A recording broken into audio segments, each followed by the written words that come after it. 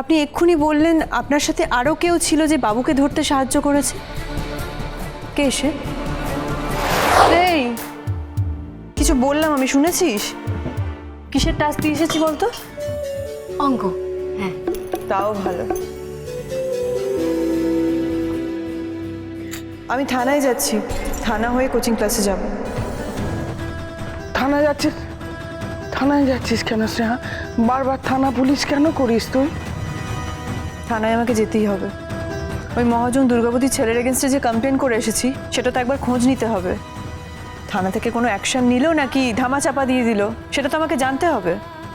থাক না স্নেহা, এসব বড় লোকদের সাথে। অর্ণমা,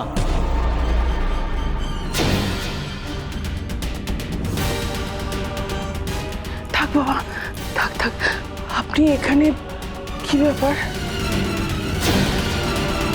ভুলভাল কেস সাজিয়ে থানায় আসবে, নাটক করবে।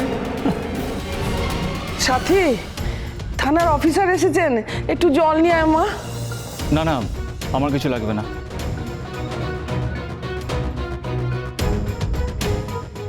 দিদি, এটা কি সেই ইন্সপেক্টর যে তোর আর মায়ের সাথে অসভ্য আচরণ করেছিল, নোংরা কথা বলেছিল? স্নেহা, স্নেহা ছেড়ে দে। আপনার এত বড় সাহস, আপনি আমার মা আর দিদির সাথে। আমি তারই শাস্তি পাচ্ছি, প্রতিটা মুহূর্তের জন্য আমি প্রায়শ্চিত্ত করছি। অর্ণমা, আমাকে ক্ষমা করে দিন। আপনি ছাড়া এই পাপের হাত থেকে আমাকে আর কেউ মুক্তি দিতে পারবে না।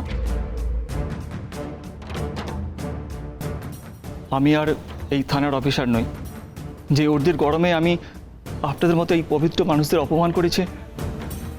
আমি সেই পুলিশের চাকরিটি ছেড়ে দিয়েছি। চাকরি ছেড়ে দিয়েছেন কেন? আপনাকে কেউ প্রেশারাইজ করেছে? না, স্নেহা, ইনি সেই অফিসার যিনি পঞ্চায়েতের সামনে বাবুর ওই সব ষড়যন্ত্র ফাঁস করে দিয়েছিলেন।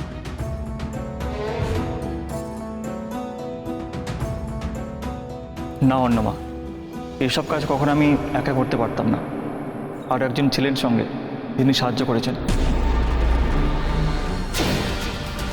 আসছি। 1 মিনিট স্যার,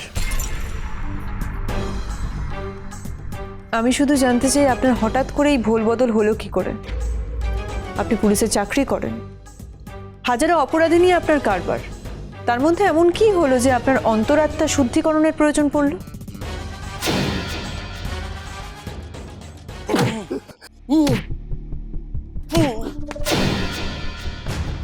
আপনাদের কোনো শুভাকাঙ্ক্ষী হবে যিনি আমাকে আয়নার সামনে দাঁড় করিয়েছেন? শুভাকাঙ্ক্ষী? আপনি এক্ষুনি বললেন আপনার সাথে আরও কেউ ছিল যে বাবুকে ধরতে সাহায্য করেছে। কে সে?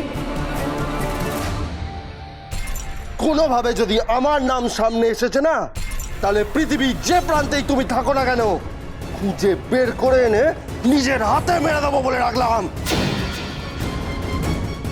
নাম কি তার? বলুন।